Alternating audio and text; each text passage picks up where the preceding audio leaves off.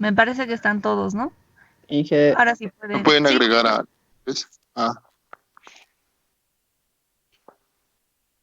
está bien, puede continuar Aruquipa. Inge, le queríamos decir que en el Moodle hemos empezado el 23 y se ha cortado y media y nos faltaba 3 minutos y no hemos podido acabar. Em, ¿Eso para todos los del segundo grupo? Sí, solo Sí, para Inge, los segundo grupo. Hemos empezado Sí, 23, se que puede sí, fijar, se y cortó el 30 se ha tiempo, nos cortado y ya tocó. nos faltaba 3 minutos. sí, Inge. Yo cuando entré, yo solamente ya tenía 6 minutos, porque 8:30 ya acababa la prueba. 6 minutos. sí, Eso que hemos igualmente. intentado con eso. A ver. em, Terminando la clase, yo creo que podemos subsanar esa parte, ¿no? Con los del segundo grupo. Sí, Inge, yo Bueno, igual gracias, tenía Inge. 4 minutos. Está bien, Inge. Por favor, Inge, y Sí, gracias. sí, pero apenas les había dicho que ingresen, tenían que ingresar. De todas formas, podemos ver cómo subsanar al final de la clase con los del segundo grupo. ¿Está bien? Bien. Aroquipa, por favor.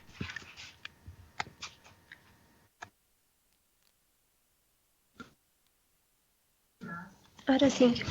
Existen dos tipos de tubería. Una era un paquete, una tubería con paquete, la misma que cuando el paquete no estaba anclada, la tubería se podía mover o estaba por permitir un movimiento. Hola. Sí, sí, ¿se escucha?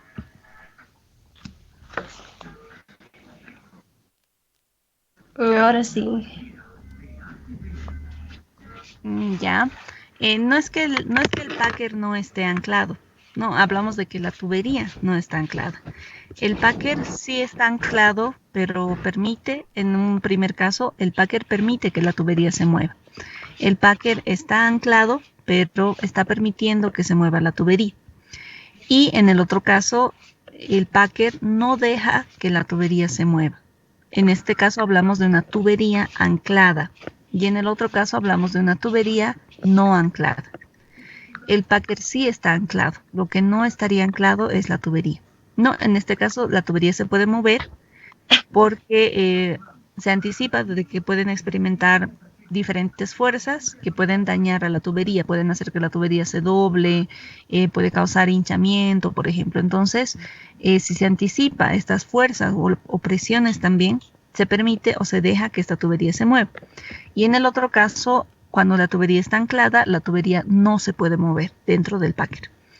Para que la tubería permita el movimiento del packer, para que el packer permita el movimiento de la tubería, se utiliza este elemento que se denomina Polished Bore Receptacle, por sus siglas en inglés, PBR. Este elemento va a permitir que la tubería se aloje dentro del packer, pero que se pueda mover. Es importante considerar que la tubería esté anclada o no anclada, porque el movimiento de la bomba y el movimiento del émbolo puede hacer que esta tubería se mueva al moverse el émbolo. Cuando la tubería no está anclada, el movimiento del émbolo puede generar que la tubería se mueva. Es por eso que debemos saber si está anclada o no anclada. Si es que la tubería está anclada, entonces el émbolo y su movimiento no va a hacer que la tubería se mueva. Pero si la tubería no está anclada, al moverse el émbolo, la tubería se podría mover también.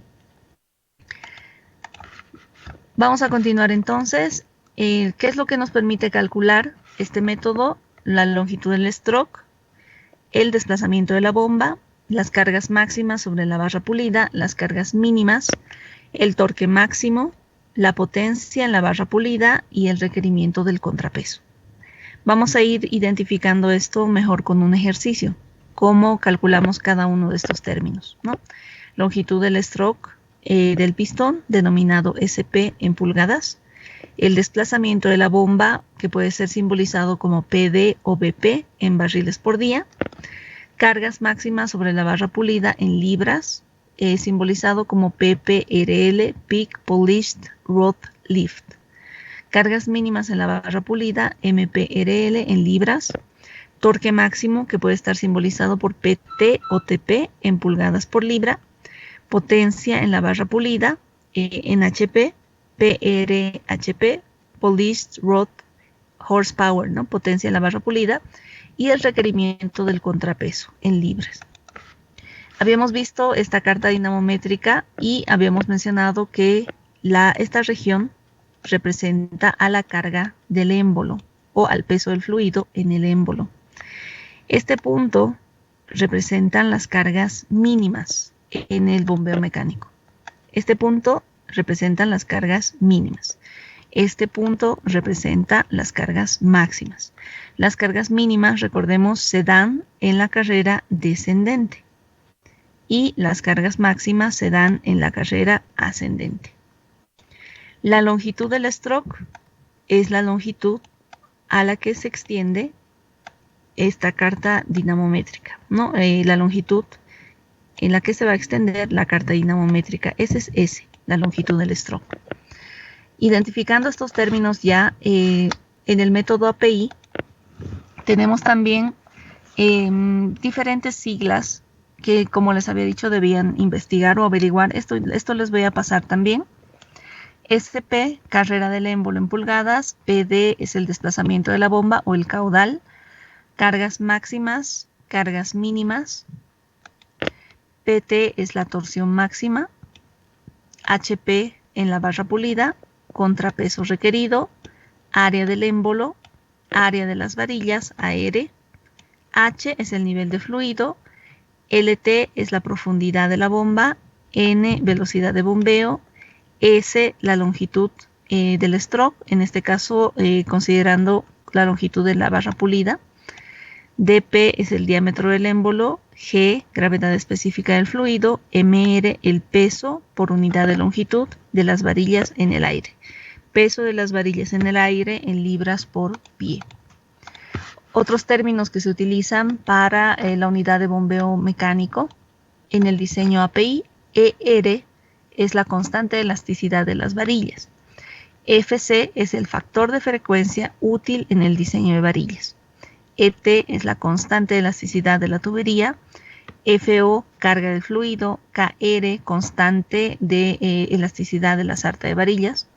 1 sobre KR, constante de elasticidad para el total de la sarta de varillas. SKR, vamos a ir identificando cada uno de estos términos. NO, NO', KT, 1 sobre KT. Entre otros términos, WRF, peso de las varillas en el fluido, peso de las varillas en el aire, cargas máximas, cargas mínimas, torsión, HP en la barra pulida y el factor de ajuste de torsión, TA. Vamos a identificar cada uno y vamos a ir viendo más a detalle cada una de estas cargas. Habíamos empezado identificando el siguiente ejercicio, que nos dice determine los parámetros principales del siguiente sistema de bombeo utilizando el método API 11L. Vamos a resolver este ejercicio mediante este método API. El ejercicio nos está indicando los diámetros y porcentajes de varillas. Habíamos mencionado que debemos ya tener esto predefinido. 3/4, 5/8, 1/2 de pulgada con sus respectivos porcentajes, ¿no? Tenemos la longitud total de 5000 pies. Nos está dando un diámetro del pistón, nivel de fluido, diámetro de tubería de 2 7/8. N, que es la velocidad de bombeo, 10 strokes por minuto. S, que es la longitud del stroke, 120 pulgadas.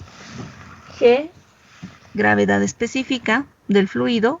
La tubería no está anclada, nos indica, es decir, que se puede mover. Y el volumen programado es de 260 barriles por día. En este caso es importante identificar la longitud máxima y el nivel de fluido. Veremos el esquema que ya habíamos visto con el primer grupo. Tenemos la tubería, la cañería y la longitud total. La longitud total, que serían los 5000 pies. Y en el enunciado nos está indicando que existe un nivel de fluido de 4800.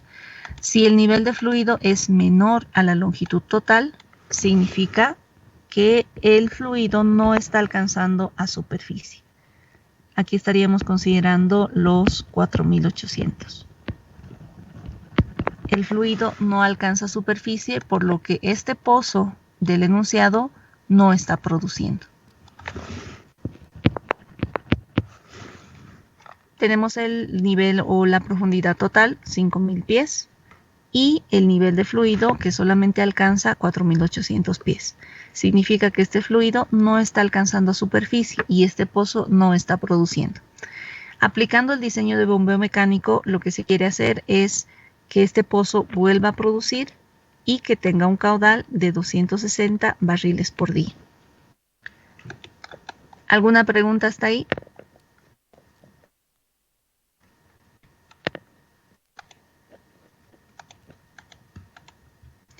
Para empezar con el diseño, los primeros pasos es poder determinar factores como el método lo indica, record factors, ¿no?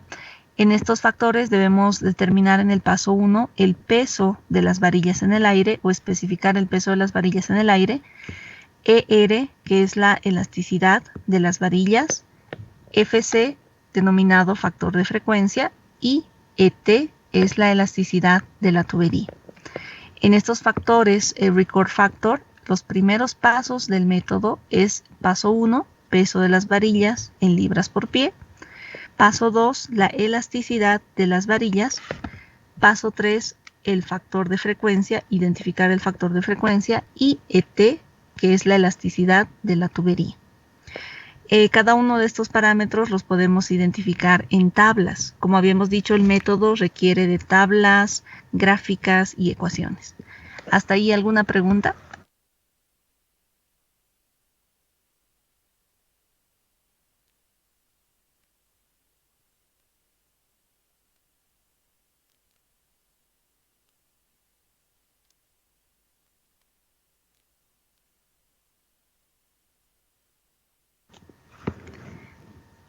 ¿No hay preguntas?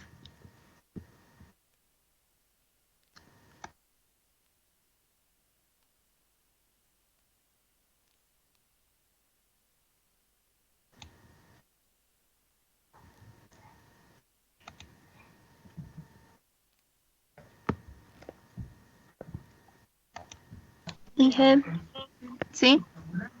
y las tablas nos va a dejar en la página de Moodle. Sí, estas tablas las voy a subir en Moodle. Esta tabla ya la tienen para determinar el peso, la elasticidad y el factor de frecuencia. Esta la tienen. Esta Sí. otra tabla sí la voy a subir a Moodle. Ay, gracias, está bien. Entonces los primeros pasos es determinar WR, ER y FC de la tabla 4.1. Si es que ustedes ven las tablas que ya les he cargado a Moodle, en las primeras tablas, pueden identificar ya estos factores, WR, ER y FC. Voy a abrir esa tabla que les he pasado en Moodle.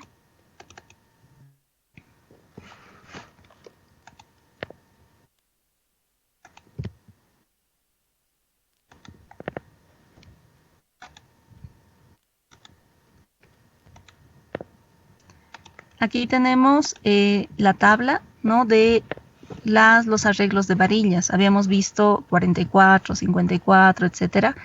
Y para estos arreglos de varillas tenemos diámetro del pistón, peso de las varillas en libras por pie. Voy a ampliar para que se pueda ver mejor. Peso de las varillas en libras por pie.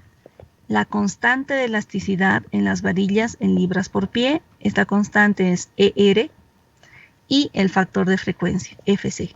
En esta primera tabla podemos encontrar los términos de los pasos 1, 2 y 3 del método API. Voy a volver a la presentación. Pasos 1, 2 y 3. Paso 1, peso de las varillas. Paso 2, la constante de elasticidad. Y paso 3, FC. ¿Qué designación tendría este arreglo? ¿Qué designación tiene?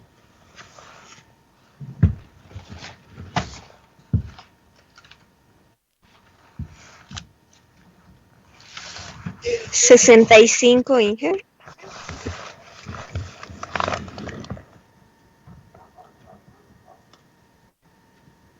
64. 64. 3/4 y 1/2 pulgada son los diámetros, los extremos, ¿no? El diámetro mayor y menor. 3/4 y media pulgada. Entre estos diámetros hay que considerar, como habíamos dicho, la multiplicación por 8. El diámetro mayor y el diámetro menor los multiplico por 8. 1/2 por 8, 4. Y 3/4 por 8 nos va a dar 64, ¿no? 64. El diámetro del pistón es de media pulgada. Sabemos que la denominación es 64 y el diámetro del pistón media pulgada. Con estos dos datos ingreso a la tabla. Esa tabla la tienen. 64 y media pulgada.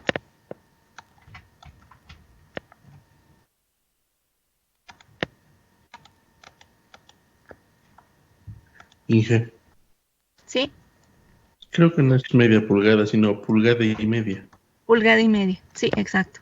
64 y el diámetro del pistón 1.5.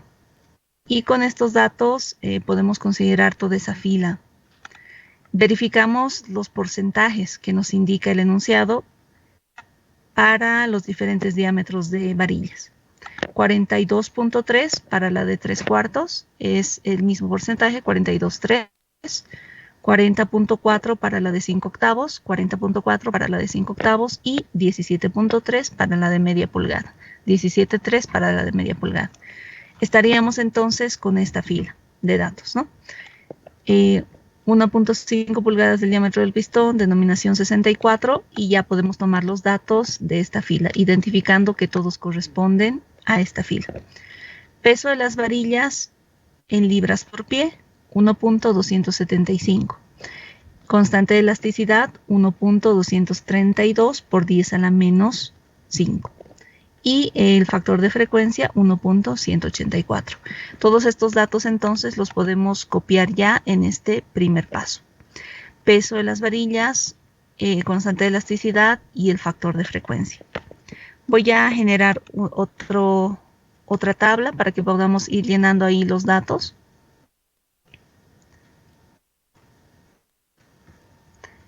Diseño API.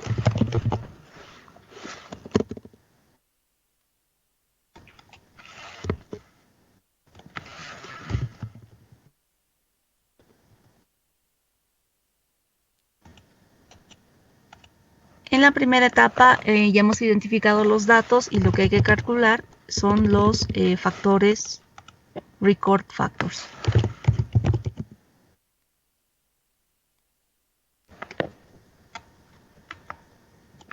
Paso 1, peso de las varillas.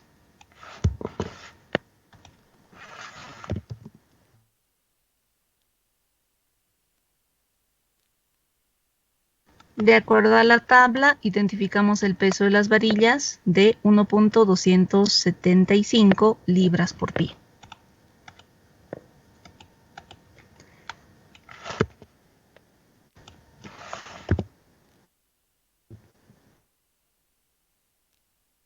Paso 2 nos pide identificar o llenar la constante de elasticidad de las varillas, ER. 2. Constante de elasticidad de las varillas.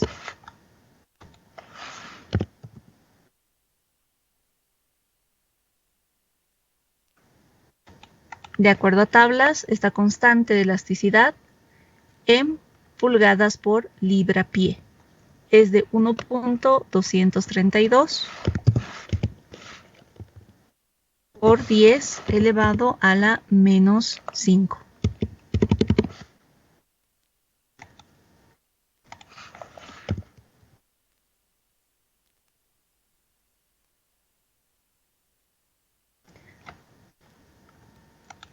Voy a ampliar la imagen para que lo podamos ver mejor. El exponente, sí, no está muy claro. Voy a ver otra tabla para que les pueda pasar. Por 10 a la es 6. menos 6. Sí, es por 10 a la menos 6. No está muy clara la tabla. Voy a buscar otra tabla para que les pueda pasar y se pueda leer mejor estos datos. Estamos en 64 y 1.5 pulgadas. 1.232 de 232, sí, por 10 a la menos 6. Paso 3, debemos identificar el factor de frecuencia.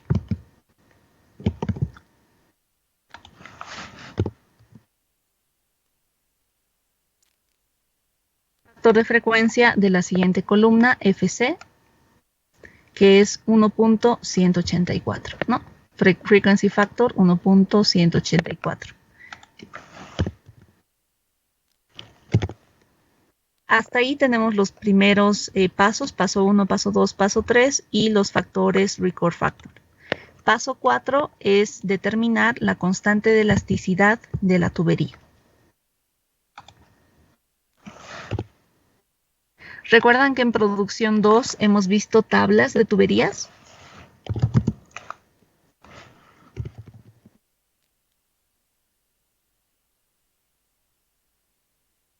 Sí. Sí, Inge. Y en esas tablas teníamos también estos datos de constante de elasticidad, ¿recuerdan?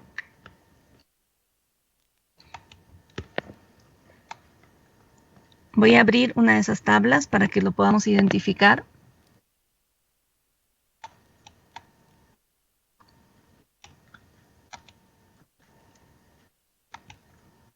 Los datos de tubería, en el ejercicio nos dice que es una tubería de 2/7 de pulgada. Para 2/7 de pulgada puedo identificar su constante de elasticidad. En esto puedo utilizar estas tablas que hemos utilizado en producción 2 también. O existe otra tabla que ahorita no la identifico. Voy a buscarla, no la tengo a la mano la tabla.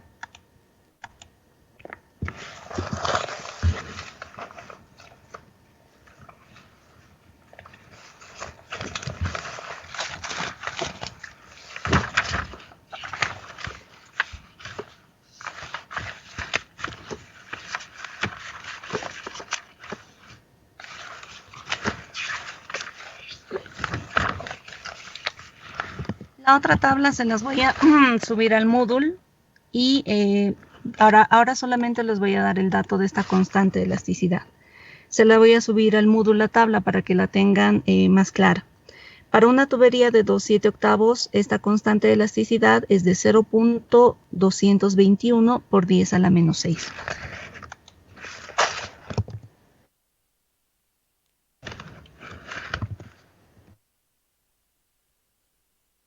Con esto cumpliríamos los primeros 4 pasos del método API, ¿no? Los record factors.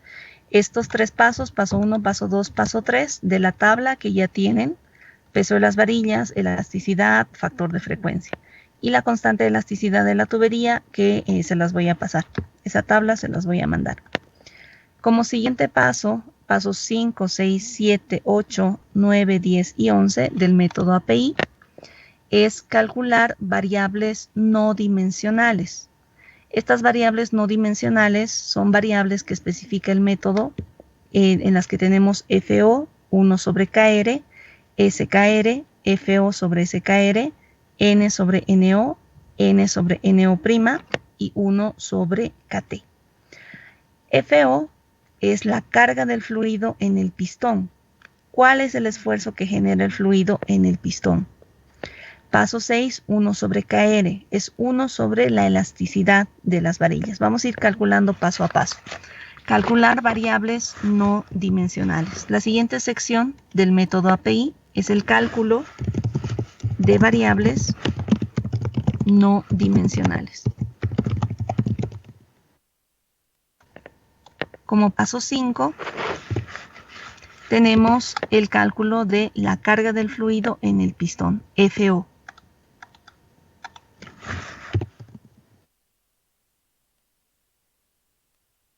Carga de fluido en el pistón. Acá ya tenemos la ecuación para el cálculo de FO. Voy a ampliar esta ecuación. 0.340 por la gravedad específica por el diámetro del pistón al cuadrado por D. Recordemos D es el nivel de fluido.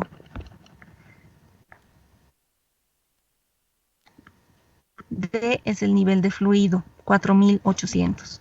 Si recordamos los datos del método API, habíamos hablado de los datos de entrada y D es el nivel de fluido. El nivel de fluido que nos especifica el enunciado es de 4800 pies. Entonces reemplazamos esos datos en el método para el cálculo de FO. 0.340 por la gravedad específica, por el diámetro del pistón y por el nivel de fluido. Vamos a calcular entonces 0.340 por la gravedad específica del fluido, por el diámetro del pistón, por el nivel de fluido. Voy a copiar esta ecuación para el paso 5. Y podemos calcular FO. 0.340 por la gravedad específica, que la tenemos en el enunciado. Gravedad específica 0.95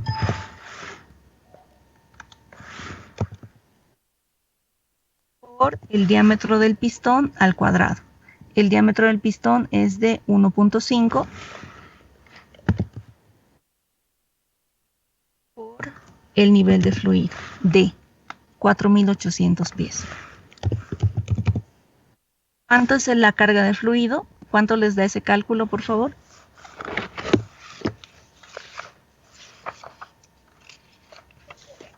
$3,488,4. Sí, 3.488, ¿está bien? 3.488,4. La carga de fluido, 3.488,4. Ese es el paso 5 y el resultado nos da en libras.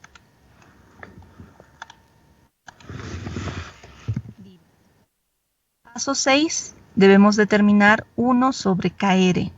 1 sobre KR es la constante de elasticidad para el total de la sarta de varillas.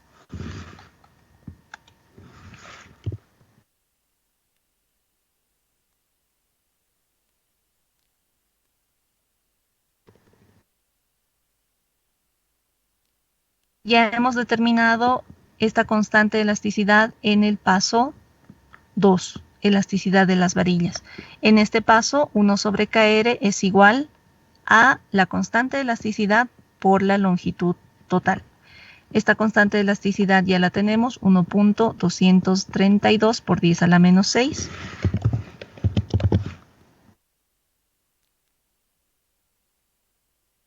Por la longitud total. No, según el enunciado habíamos visto, esa longitud total son 5.000 pies.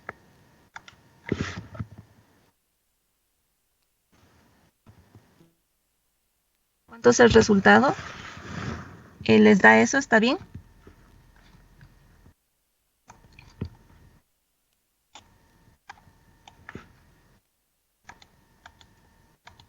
Sí, Inge. Sí. 1 sobre KR paso 6 en pulgadas por libra. En pulgadas sobre libra.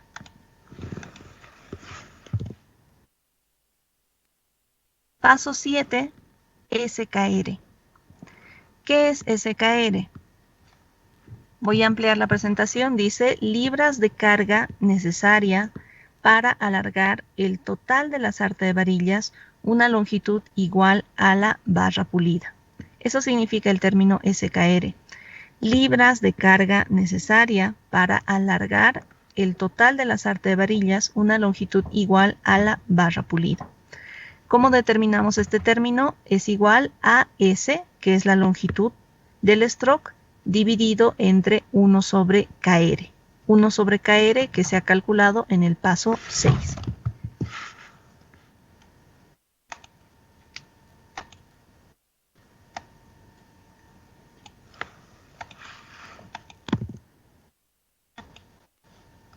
Paso 7 entonces es la determinación de SKR.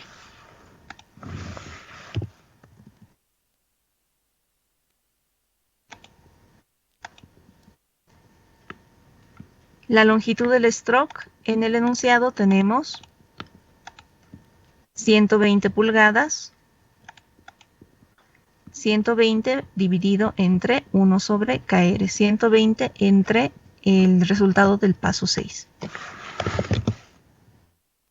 0.006. 2 por 10 a la 4 lo voy a poner en otro formato.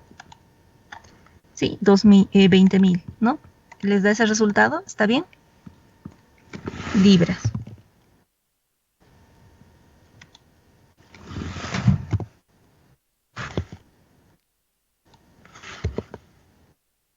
El siguiente Sí, paso, sí. paso 8, ¿sí? Es determinar FO sobre SKR. FO lo hemos determinado en el paso 5, es la carga del fluido en el pistón, y SKR lo hemos determinado en el paso 7. SKR son las libras de carga necesarias para elongar el total de la sarta de varillas, una longitud igual a la barra pulida. Paso 8, dividimos este valor del paso 5 entre el paso 7.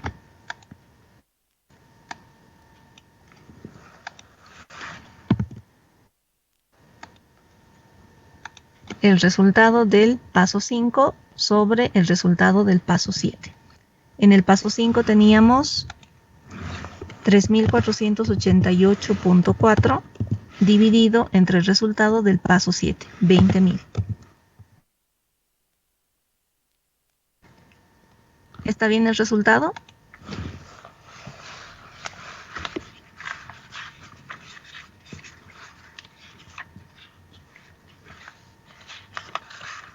Sí, está bien. Ya. No, Inge. 0,124 Es 42. 3.488 y sigue siendo 2.000. Ahora sí, ¿no? 0.124. Paso 9 es el cálculo de N sobre NO. Este término N sobre NO lo vamos a definir en esta siguiente diapositiva. ¿Lo puede leer, por favor, Chorolque?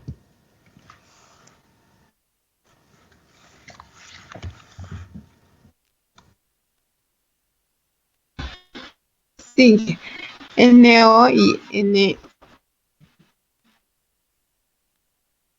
NO. El movimiento de superficie es transmitido por la sarta de varillas en la forma de fuerzas de onda elástica o vibraciones a lo largo de su longitud. También la bomba superficial transmite este tipo de movimiento. Para describir apropiadamente las características vibracionales de la sarta de varillas, su comportamiento resonante debe ser conocido. La frecuencia natural es la frecuencia a la que un sistema mecánico seguirá vibrando después que se quita la fuerza que incitó el movimiento. Esta dependerá de la longitud de la sarta. Gracias. Estos términos de NO y NO' están considerando la vibración de la sarta de varillas. Recordemos que estos dos términos los tenemos que calcular en el paso 9 y en el paso 10. En el paso 9 calculamos N sobre NO y en el paso 10 N sobre NO'. N es la velocidad de bombeo. NO y NO' están relacionados con la vibración.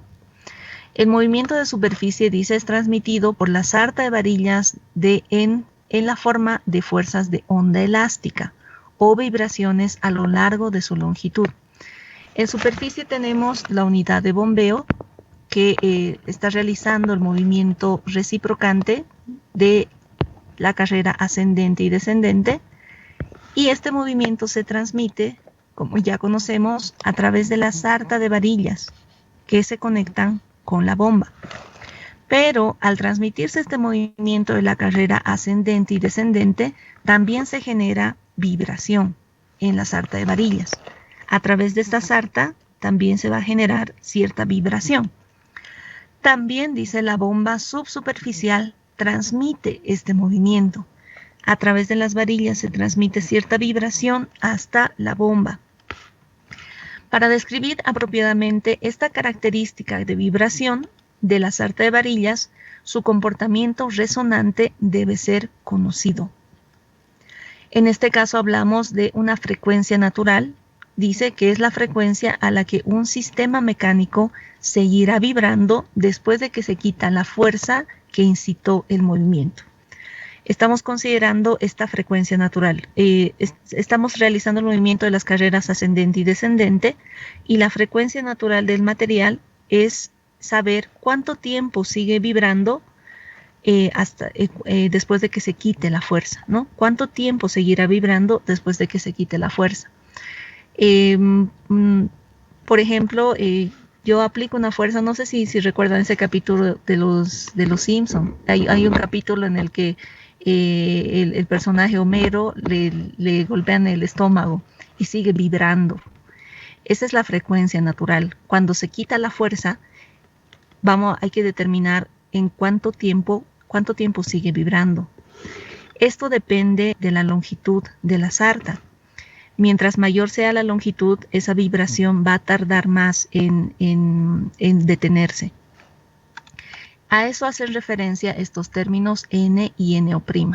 ¿Cuánto tiempo seguirá vibrando esta sarta una vez que se retire la fuerza que ha generado ese movimiento? NO y NO', tenemos la definición de estos términos. NO se define como la frecuencia natural de la sarta de varillas de un solo diámetro.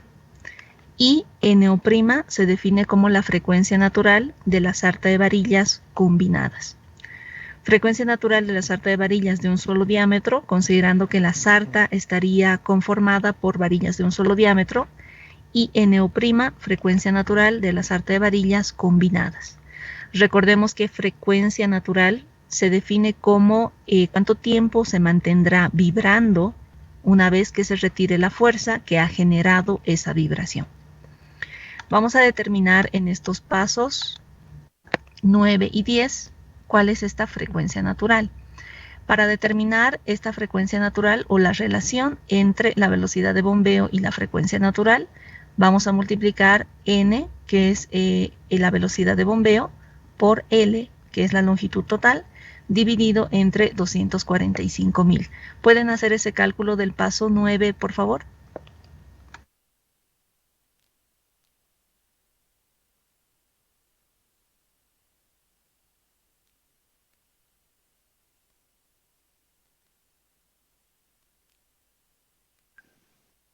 $0.204.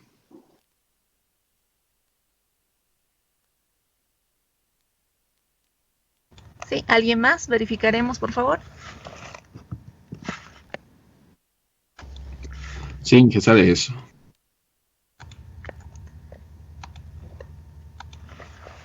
Paso 9, N sobre NO. N, la velocidad de bombeo. En el enunciado tenemos que son 10 strokes por minuto. Velocidad de bombeo por la longitud, 5.000.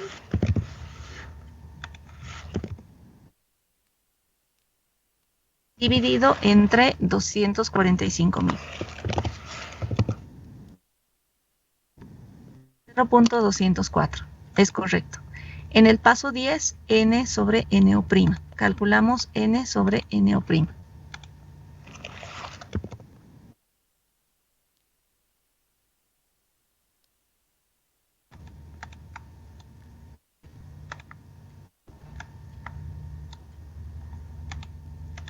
Para calcular N sobre NO', esta relación de frecuencia natural, vamos a dividir el paso 9, el resultado del paso 9, N sobre NO, dividido entre la frecuencia natural. Esta frecuencia, este factor de frecuencia, lo hemos determinado en el paso 3. Entonces, dividimos el resultado del paso 9 entre el resultado del paso 3. El paso 9, nuestro resultado era 0.204, dividido entre el resultado del paso 3, que está más arriba, ¿no? El resultado del paso 3, factor de frecuencia 1.184.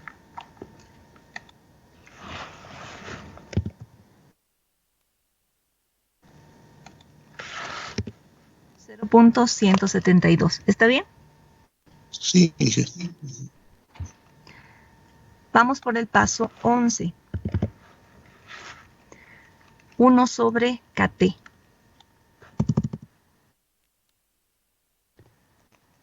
En el paso 11 estamos considerando la elasticidad de las varillas. Y hay que tomar en cuenta en este paso 1 sobre KT dice constante de elasticidad por la tubería. Esta es la constante de elasticidad por la tubería. ET, constante de elasticidad por la tubería de producción no anclada. En el caso de ET, debemos considerar que, voy a ver la gráfica que está, ET, 1 sobre KT es igual a ET por la longitud total, la elasticidad de la tubería. ET es la constante de elasticidad de la tubería. Si la tubería está anclada, 1 sobre KT será igual a 0.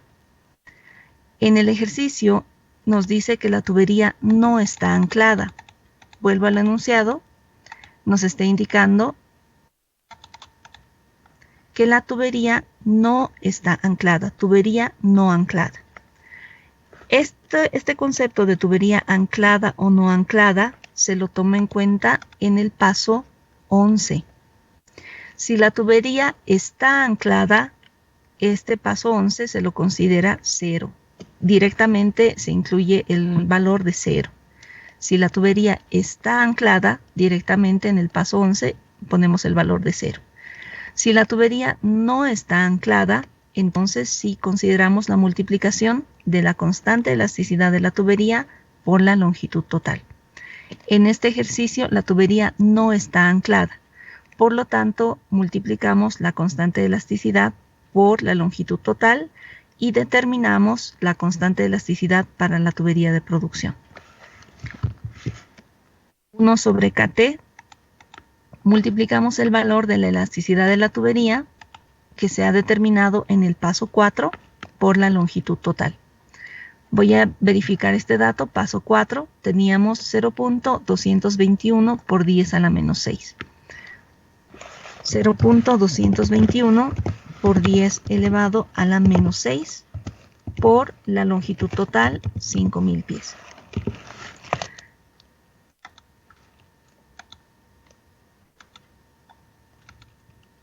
.0011. Vamos a trabajar con 3 cifras significativas. ¿Está bien? 0.00111. Las cifras significativas son cifras diferentes de 0. En este caso, las que son diferentes de 0, 111. ¿No? Estaríamos considerando 5 decimales con 3 cifras significativas. 1 sobre KT, entonces, está en las unidades de pulgadas sobre libra.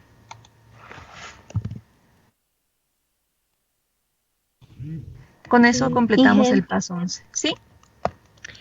Para un ejercicio anclada, ¿no consideraríamos la constante de elasticidad? Sí, para una tubería anclada se debe tomar en el paso 4, vamos a copiar el dato de la constante de elasticidad, pero en el paso 11 directamente ponemos 0. Porque la tubería no se va a mover, no se va a elongar. Si está anclada, la tubería no se mueve, por lo tanto, consideramos esta elasticidad 0. Si la tubería se puede mover, hay que calcular esta elasticidad. Está bien, gracias. Sí. ¿Alguna otra pregunta?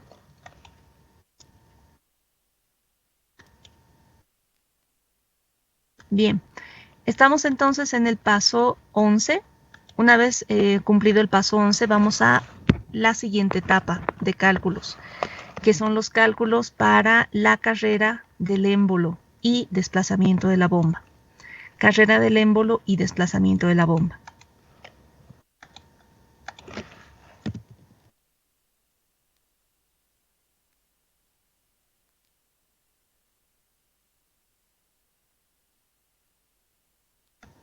Como podemos ver, los pasos están agrupados, ¿no? Entre los pasos 1 y 4, el grupo corresponde a los factores registrados, record factors.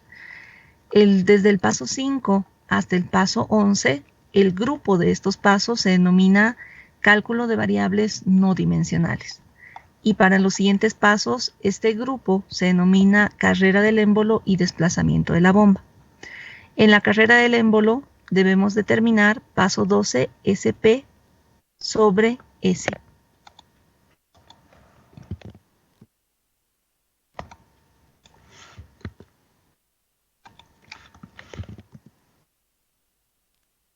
¿Qué es SP?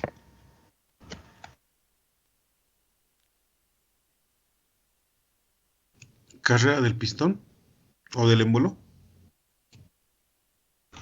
Sí, y S. ¿Qué es S?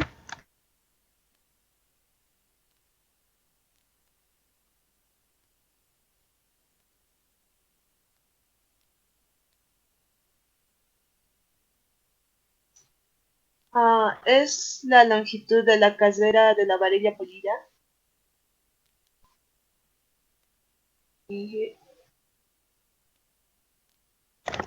SP sí es la carrera de... Ahorita vamos a identificar estos valores, SP y S. En el enunciado nos está dando S, que es la longitud del pistón, 120 pulgadas, y SP, que según la tabla podemos ver, es la carrera del émbolo en pulgadas. Carrera del émbolo en pulgadas, SP, y S, según esta tabla, está considerando la longitud de la varilla. En los datos tenemos el valor de S de 120 y SP es la carrera del pistón. En el paso 12, entonces hay que determinar esta relación de SP sobre S. La carrera del émbolo SP se puede calcular mediante esta ecuación. Lo voy a ampliar. SP, carrera del émbolo en pulgadas, lo podemos calcular mediante esta ecuación. Y el desplazamiento de la bomba PD, mediante esta otra ecuación. SP, carrera del émbolo, y PD, el desplazamiento de la bomba.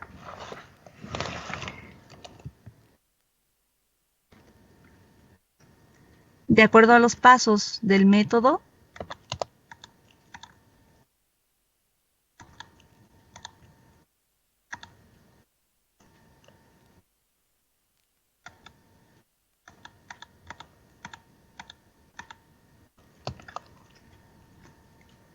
el paso 12, SP sobre S. Vamos a calcular SP en el paso 13. El paso 12 necesitamos una gráfica. Disculpen, la gráfica no la tengo. Se las voy a pasar las gráficas. No he podido realizar este ejercicio para poder calcularlo mediante este método virtual. Es la dificultad que se genera en este tipo de cálculos. Se los voy a pasar todos los datos que necesitamos para el método para que podamos hacer mejor el cálculo. ¿Está bien? Disculpen que no estoy pudiendo explicarles bien esta parte porque no tengo todo disponible. Por este medio virtual es mucho más complejo hacer la explicación. Entonces, este método SP sobre S o este cálculo de SP sobre S lo debemos determinar en una tabla.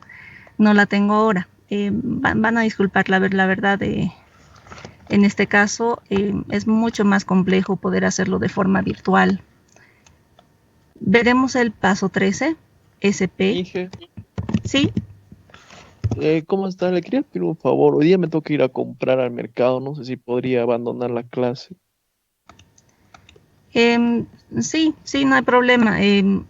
Cualquier permiso que necesiten, siempre y cuando soliciten el permiso, se los voy a brindar, ¿no? Por ese lado no hay problema. Si necesitan hacer compras, no hay problema, pero siempre y cuando soliciten ustedes el permiso.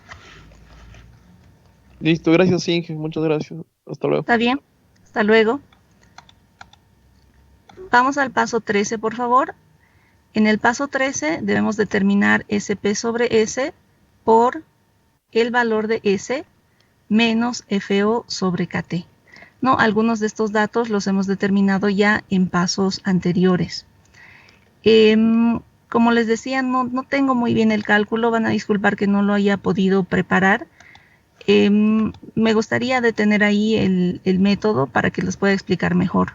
Lo prepararé mejor para explicarlo de forma virtual porque está en esta parte está complicado poder explicarles de esta forma. ¿Está bien?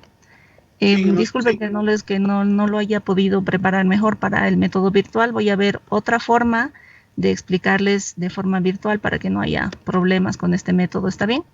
No, Inge, no se preocupe. Más bien, muchas gracias. Lo que les quería pedir es preguntar si han podido descargar el software. Sí, Inge. El gas y el... Sí, Inge. ¿Alguien que no haya podido descargar, por favor? Inge, yo no lo pude descargar. Yo tampoco. Aguilera. Igual yo, Inge, no lo pude descargar. Igual, Inge, todavía no lo pude descargar. Y ya lo necesitan para la computadora, este método. No, creo que algunos están conectados por celular. El software lo necesitan para la computadora. ¿Quién más no ha podido descargar, por favor? Igual, ¿verdad? Yo también, Inge. Lo que les había pedido es que lo puedan descargar e instalar. En la descarga les pide que puedan generar un usuario y una contraseña, que se registren, y una vez se registran es fácil la descarga. No sé cuál ha sido el problema, pero si me indican cuántas personas son para que podamos trabajar con el software. ¿Quiénes no han podido descargar? Me indica Vega, Aguilera, Maidana, Gutiérrez, Inge. Gutiérrez, Vargas, Chalco, Colque, Balboa. Ya, son varias personas. Vamos a ver entonces el software, pero lo han identificado en Moodle. Está en Moodle el link para que puedan descargar. ¿Lo han podido ver? Sí, sí. Pero no descarga, no se registra.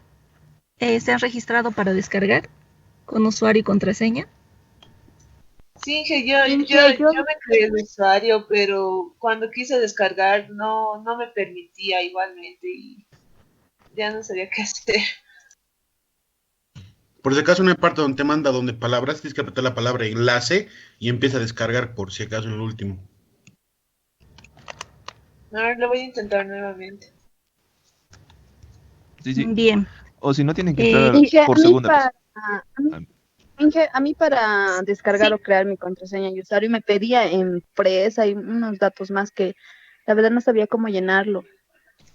Y ya, en empresa pueden llenar la universidad, ¿no? EMI. Como yo ya lo tengo descargado, voy a ver el registro ahora.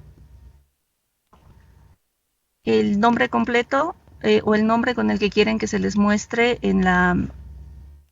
con el que quieren que estén registrados, su primer nombre, su apellido, nombre de la compañía, dice ahí podrían indicar EMI, ¿no? La universidad, el nombre de la universidad. Su correo, una contraseña que ustedes asignen para su cuenta y la confirmación de la contraseña para la cuenta. El código de seguridad que tienen que seleccionar siempre este recuadro y registrar. No creo que haya más complicación. En compañía o nombre de compañía deberían indicar solamente el nombre de la universidad, EMI. Y con esa cuenta creada ya van a poder descargar. No sé si hay alguna otra dificultad. Quienes tengan el software pueden ingresar, por favor. ¿Lo tienen disponible ahora? Sí. ¿Y al TAM, verdad? ¿O al de gas? TAM. Ay.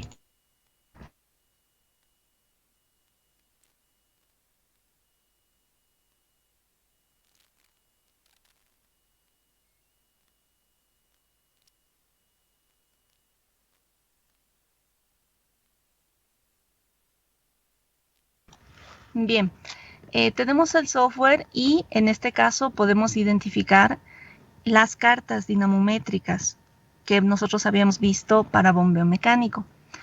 Lo primero que hay que hacer en el software es en la sección izquierda tienen una gráfica del pozo y hay que hacer clic en este botón que dice Pick Well, que es seleccionar el pozo. Y aquí nos da diferentes opciones de unidades de bombeo mecánico y pozos. Por ejemplo, tenemos aquí una tubería anclada, pero no asentada, anclada con un tipo de varillas, bombas que tienen este problema de asfaltos, un mal sello, por ejemplo, interferencia de gas, etcétera, ¿no? Nos da diferentes casos de estudio. Interferencia de gas, por ejemplo, que es un caso de estudio que habíamos visto, ¿no? Cuando la bomba, en lugar de llenarse completamente de líquido, existe presencia de gas dentro de la bomba. Entonces podemos ver el primer ejemplo, anclada pero no asentada, haciendo doble clic.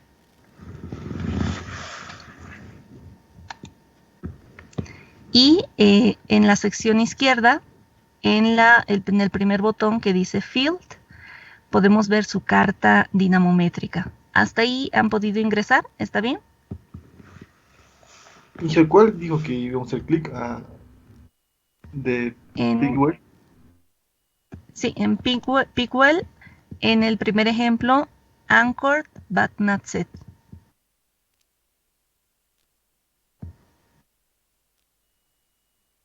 En este primer ejemplo, hacemos doble clic y podemos ingresar a la bomba en el caso que nos especifica, ¿no? Se puede ver acá la carta dinamométrica. Esta es la carta de superficie y esta es la carta de la bomba, específica de la bomba. La carta de superficie y la carta específica de la bomba. En la carta de superficie, si ustedes siguen con el cursor del mouse, en ambas cartas, empezamos en este primer punto donde inicia la carrera ascendente. Y pueden ver que mientras van ascendiendo, en la gráfica o en esta imagen también se ve esta carrera ascendente, ¿no? Se inicia la carrera ascendente hasta su conclusión, hasta la conclusión de la carrera ascendente. Siguen con el cursor la gráfica, el contorno de la gráfica y van identificando la carrera descendente también. Y pueden tomar en cuenta acá la apertura y cierre de válvulas. Volvemos con la carrera ascendente y podemos ver que estamos, a pesar de que está ascendiendo el émbolo, la válvula fija está cerrada. Si vemos esta válvula fija en la carrera ascendente, siguiendo con el cursor, sigue cerrada. Y como habíamos dicho en teoría, la válvula fija debería abrirse al iniciar la carrera ascendente. En este caso, esa válvula sigue cerrada y después se abre, ¿no? En esta sección hay un cambio de cargas, pero al existir este cambio de cargas también hay un desplazamiento, ¿sí? Para poder mostrar, le puede poner clic derecho, lock, y se queda ahí donde está el grafiquito, por si acaso. Gracias. En este caso, tenemos la válvula fija que se mantiene cerrada, ¿no? Sigue cerrada. Entonces, si seguimos con el desplazamiento, podemos ver que en este punto, recién esta válvula se va a abrir, recién se va a abrir. Sabemos que si tuviéramos una carta dinamométrica ideal, sería un rectángulo perfecto, una carta dinamométrica ideal, y en el momento que existe cambio de cargas, en este punto, en el cambio de cargas, la válvula debería abrirse, pero sin desplazamiento. Es decir, que esta línea tiene que ser recta y no tiene que desplazarse sobre el eje X. En una carta dinamométrica ideal, no debería haber desplazamiento y la válvula debería abrirse inmediatamente. Pero en este caso, podemos notar que se está desplazando el émbolo y después de desplazarse una cierta distancia, recién se abre la válvula. Después de tener este desplazamiento, recién se va a abrir la válvula fija. Y eso hace que se pierda eficiencia en el método. La pérdida de eficiencia se puede notar comparando esta carta dinamométrica real con una carta dinamométrica ideal. Y este espacio que existe entre la carta dinamométrica real y la carta dinamométrica ideal, como habíamos mencionado, es eficiencia perdida, ¿no? O la energía que se ha utilizado para mover el sistema de bombeo mecánico se pierde en estas regiones. Comparando esta carta dinamométrica con una carta dinamométrica ideal, tenemos pérdida de energía en estas regiones. Y por lo tanto, estamos viendo ya que la eficiencia va a ser menor. La eficiencia de este método va a ser menor porque estamos perdiendo energía en estas regiones, a comparación de una carta dinamométrica ideal. Podemos seguir con el cursor viendo el movimiento del émbolo y la apertura y cierre de las válvulas, terminando la carrera ascendente. Y si bien ya estoy empezando la carrera descendente, la válvula viajera no se está abriendo. Debería abrirse inmediatamente, pero en este caso no se está abriendo. Sigo bajando el émbolo, seguimos bajando el émbolo y recién se abre en esta región, ¿no? Recién se va a abrir. Si bien se ha desplazado, todavía no se ha abierto y en esta región recién se abre esta válvula viajera. Y es por eso que se reduce la eficiencia del método. Podemos ver también, en este caso, identificar las longitudes que existen. La longitud del stroke, recordemos en el capítulo 3 que habíamos visto, la longitud que vemos en la carta dinamométrica de superficie es la longitud de la barra pulida, la longitud que se desplaza la barra pulida. Voy a ir a esa presentación por un momento, a la presentación que teníamos de cartas dinamométricas, para poder identificar estos elementos.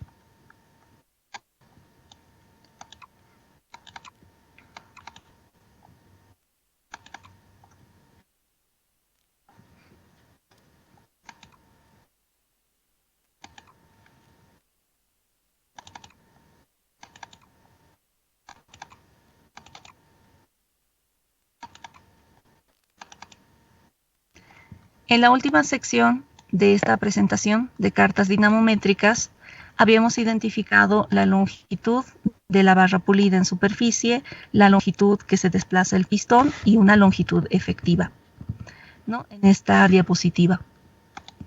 Recordemos, tenemos una longitud que recorre la barra pulida en superficie, denominada CBS, o carrera de la barra pulida en superficie. La carrera máxima del pistón, CMP, y la carrera efectiva del pistón, CEP. Esta es la longitud que recorre en superficie la barra pulida. Esta es la longitud que recorre el pistón sin cargar fluido. Y esta es la longitud que recorre el pistón cargando fluido. Estas tres longitudes se pueden identificar en el ejemplo que estamos viendo del software TAM. Longitud que recorre la barra pulida, longitud que recorre el pistón sin cargar fluido, y esta es la longitud que recorre el pistón cargando fluido. Estos mismos términos los podemos identificar en inglés. Habíamos visto EPT, en inglés, Effective Plunger Travel, es la longitud efectiva del pistón. MPT es la máxima carrera del pistón. EPT, la longitud efectiva, es decir, la longitud en la que carga fluido. Y MPT es la longitud que se va a mover el pistón. Entonces, este término de la longitud en la que carga fluido es denominado EPT, longitud efectiva en inglés, EPT. Y la longitud que se va a mover el pistón sin cargar fluido es MPT. Y estos términos los vamos a poder identificar en el software TAM.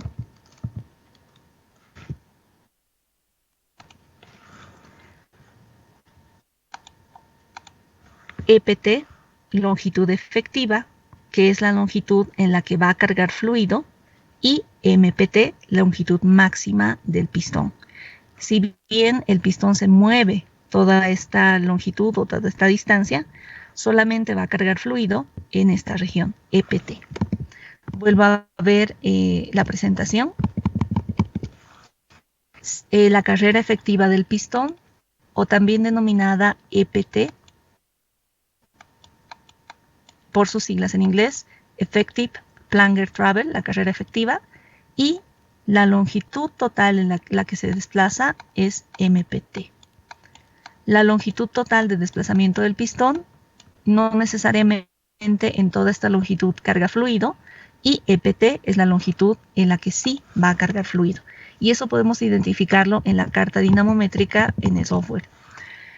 Esta longitud MPT, toda esta longitud, podemos ver que parte desde cero, es la carrera total del pistón, la distancia total que se va a mover el pistón. Y solamente esta longitud, EPT, es la longitud en la que va a cargar fluido. Podemos seguir nuevamente con el cursor del mouse y ver que se está desplazando el pistón, pero durante esta sección no está cargando fluido. Si bien se desplaza, no carga fluido. Recién cuando se abre la válvula fija va a cargar fluido, y en la carrera descendente lo mismo, no hay apertura de la válvula viajera, y en este límite podemos identificar que sí se abre esa válvula viajera. Leyendo la carta dinamométrica, nosotros podemos mover estos ejes, ¿no? El EPT, viendo la carta dinamométrica, moviendo estos ejes para identificar el límite de esta carta dinamométrica. En este caso, el eje de la carrera máxima del pistón se mantiene fijo, pero el eje de la carrera efectiva debe estar justo donde existe el cambio de pendiente entre esta línea y la línea horizontal. Y ahí puedo identificar ya los valores de la carrera efectiva del pistón, la carrera máxima del pistón, y en base a esto podemos ver a la sección en la parte derecha de la pantalla los datos pertinentes, ¿no? En este caso tenemos la carrera efectiva, EPT, que nos indica, tiene un porcentaje del 80%, la carrera máxima del pistón, que es de 69.6, que va a lograr un desplazamiento o un caudal de bombeo de 70 barriles por día, y con la carrera efectiva del pistón, EPT, lograría un caudal de 70 barriles por día, y la carrera máxima del pistón tendría que generar un caudal de 88 barriles por día. Recordemos lo que habíamos visto en las cartas dinamométricas. Hemos visto estos términos de caudal teórico, caudal bruto, caudal efectivo. El caudal teórico es el caudal que deberíamos obtener con el movimiento de la barra pulida en superficie. Con este movimiento o con esta longitud de la carta dinamométrica, lo voy a marcar, con esta longitud de la carta dinamométrica tendríamos el caudal teórico. Caudal teórico. Con esta otra longitud de la carta dinamométrica MPT tenemos el caudal bruto. Caudal bruto. Y con esta longitud EPT tenemos el caudal efectivo.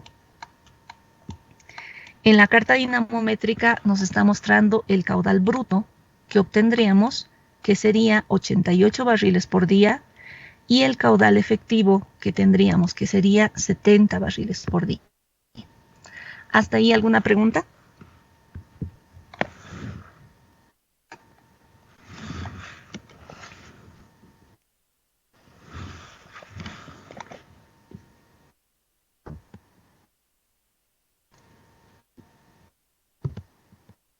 Tenemos entonces el cálculo, verifiquemos para el cálculo de las cartas dinamométricas y del caudal, mediante las ecuaciones caudal bruto, caudal efectivo, caudal teórico, debíamos multiplicar una constante por la carrera en pulgadas o por la longitud en pulgadas por el número de emboladas por minuto.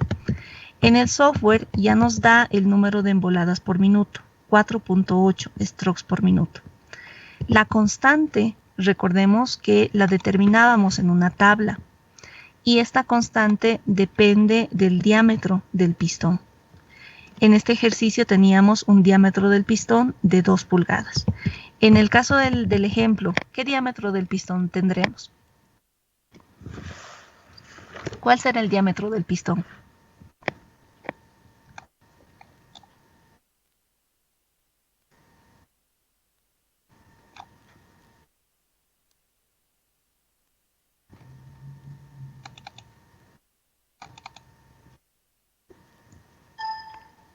Tenemos ese dato del diámetro del pistón.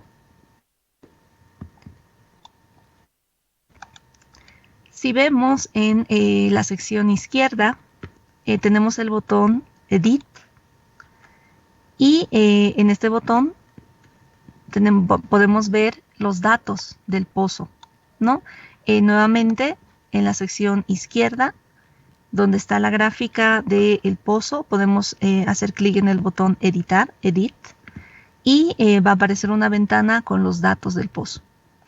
En estos datos podemos ver el diámetro de la cañería, el peso, la profundidad de asentamiento. En este caso es una sarta de varillas tapered que tiene 2 diámetros, ¿no? Dos tipos de diámetros de varillas. La profundidad de la tubería, en este caso que está anclada. Tenemos los valeos, en qué profundidad se encontrarían, y acá está el diámetro del pistón, 1.5 pulgadas. ¿Hasta ahí alguna pregunta?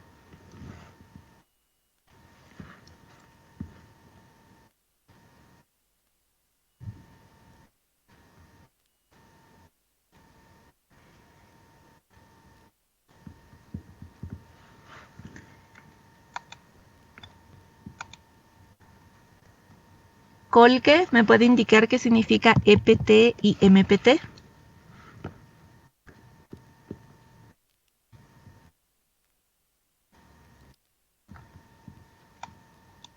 Colque. Sí, Inge, es el porcentaje de, no me acuerdo, el EP, es el porcentaje de eficiencia de la bomba. La carrera efectiva del pistón. Ah, ya, Inge, eso. Y MPT.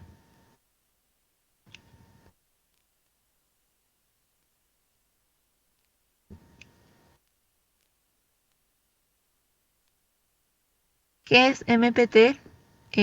Escobar.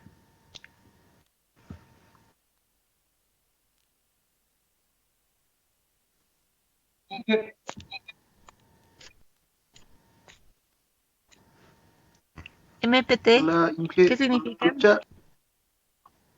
Sí, se escucha.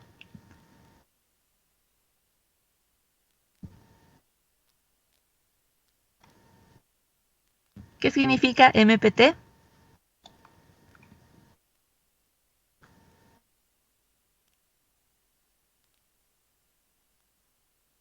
Bien. ¿Me están siguiendo con el software?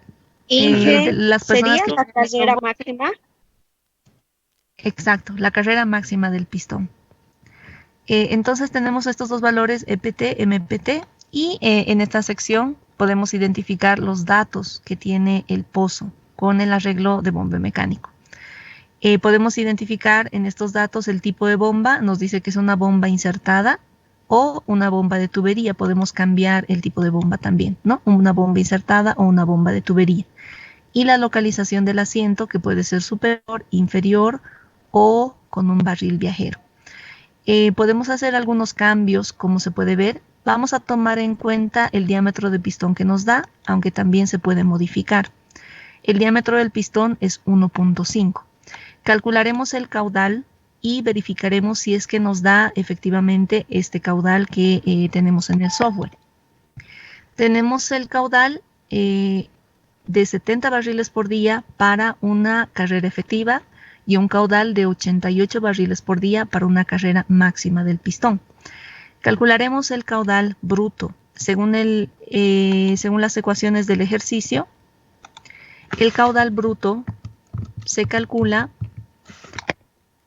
con la constante por la carrera máxima del pistón o MPT por el número de emboladas por minuto. Como habíamos visto, el diámetro del pistón del enunciado es de 1.5. Para un diámetro de pistón de 1.5, la constante es de 0.262 barriles por día. Entonces, multipliquemos esa constante de 0.262 por la carrera máxima del pistón por el número de emboladas por minuto. Y eso debería darnos un valor cercano por lo menos a los 88 barriles por día. Multiplicando la carrera máxima del pistón por el número de emboladas por minuto por la constante. La constante para el diámetro del pistón es de 0.262. Pueden calcular, por favor, y me dicen si les da este mismo caudal, 88 barriles por día, o un valor similar. Da 87,51. 87.52, no, 53, 87.53, que se asemeja mucho a este valor de 88. Hay que tomar en cuenta que este caudal está redondeado a números enteros. Si redondeamos el valor que hemos calculado a números enteros, sí nos daría 88. Ahora podemos hacer la prueba con el caudal efectivo o con la carrera efectiva por el número de emboladas por la constante, que sería la misma. Hay que multiplicar la constante 0.262 por la carrera efectiva por el número de emboladas. Y ahí tendríamos el caudal efectivo. 69,9, Ingesor. Como podemos ver, este caudal calculado es muy similar al caudal efectivo que nos da el software. 69,9. 69,9. Redondeando a números enteros, 70 barriles por día. Y aquí tenemos la eficiencia de llenado de la bomba. Recordemos en las cartas dinamométricas, en el método, ¿cómo calculábamos la eficiencia de llenado de la bomba? Eficiencia volumétrica total y eficiencia de llenado de la bomba, ¿no? Que es el caudal efectivo sobre el caudal bruto por 100. Eficiencia de llenado de la bomba, caudal efectivo sobre el caudal bruto por 100. El caudal efectivo es 70, el caudal bruto 88 por 100. ¿Cuánto les da la eficiencia?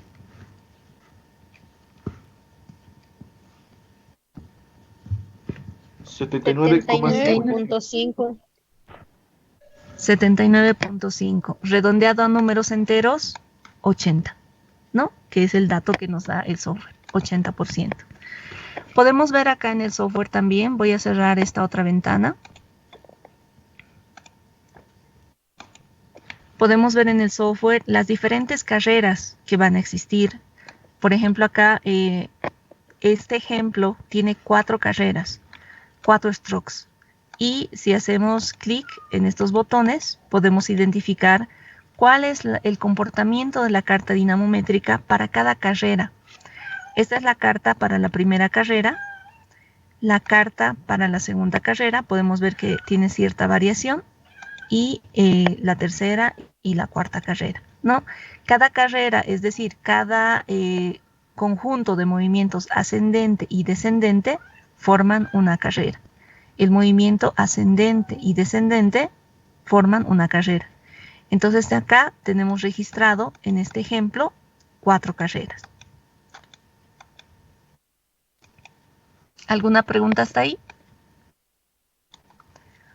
Una vez que tengan o puedan descargar el software, las demás personas vamos a poder identificar más información. Vamos a especificar más algunas características de este software.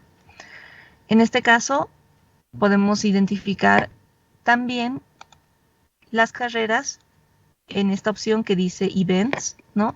Podemos poner Play y automáticamente el software va a correr y nos va a mostrar qué es lo que está pasando en cada una de las carreras. Cómo se está comportando el sistema de bombeo. Carrera ascendente, carrera descendente. Y podemos identificar en qué momento se abren y se cierran las válvulas. Podemos presionar acá el botón Make Movie y va a generar un archivo que hay que escoger la dirección donde lo van a guardar, y una vez que lo guardan genera un video sobre el método y cómo está corriendo cómo están corriendo estas carreras, ¿no? El video se genera y una vez que tienen el video pueden ya tener registrado cómo se está comportando el método. Si vamos a Play Movie, vemos ya registrada la carrera ascendente, descendente en cada embolada, ¿no?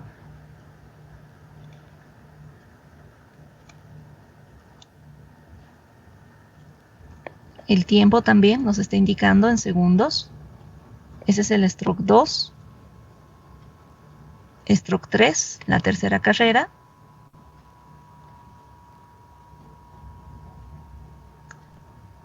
Y el cuarto, ¿no? Stroke 4. También podemos generar un reporte. Si hacemos clic en este botón que dice Report, tenemos el reporte del bombeo mecánico, indicando los datos del pozo también. En este caso nos está indicando características de la barra pulida, la potencia en la barra pulida, que son cálculos que podemos hacer también con el método API, potencia en la barra pulida, cargas máximas, cargas mínimas, características en la caja reductora, características de las varillas. Por ejemplo, acá vemos los grados de varillas. Grado D, el de diámetro mayor, tenemos el diámetro y la longitud, y el diámetro menor también es un grado D, ¿no? El tipo de bomba es una bomba API con la designación API que nosotros habíamos visto. Vamos a ver esto de forma más clara en la siguiente clase cuando tengan todos el software.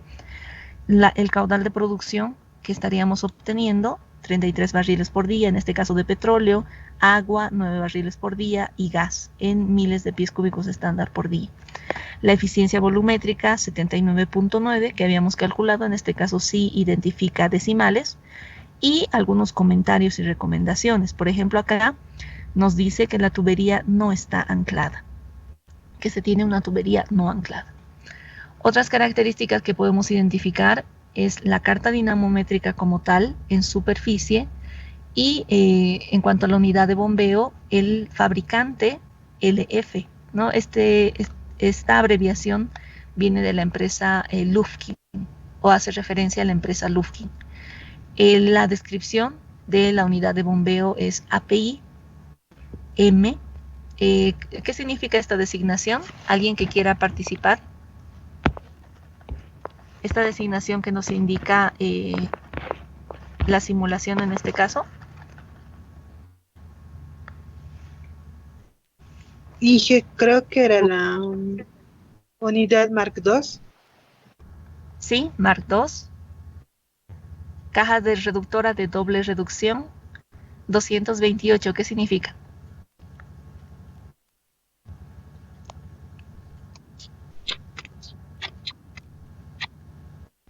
Carga máxima en la barra pulida de 228.000 pulgadas por libra. ¿Recuerdan?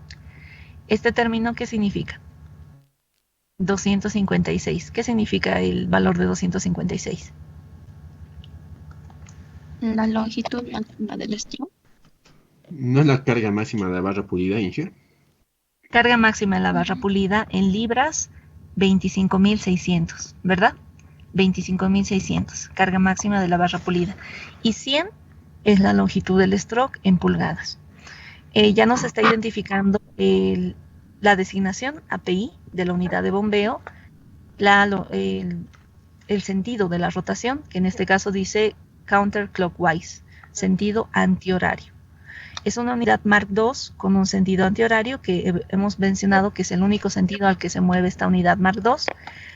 La caja reductora, el esfuerzo de la caja reductora, 228.000 pulgadas por libra, ¿no? Y así nos va dando información de la unidad de bombeo. En este caso podemos ver gráficas del torque neto que se genera en la caja reductora y algunos otros datos más, ¿no? torque máximo, mínimo, etcétera. Este software, como les había mencionado, es muy útil. Si es que no lo han podido descargar todavía, les pido que lo descarguen. Y este reporte que les había mencionado, pueden generarlo en un PDF, ¿no? Acá tienen esta opción de poder guardar y generar un PDF y ya tener el reporte de la unidad. Se puede cambiar el tipo de unidad. En lugar de una Mark II, podemos seleccionar una unidad convencional.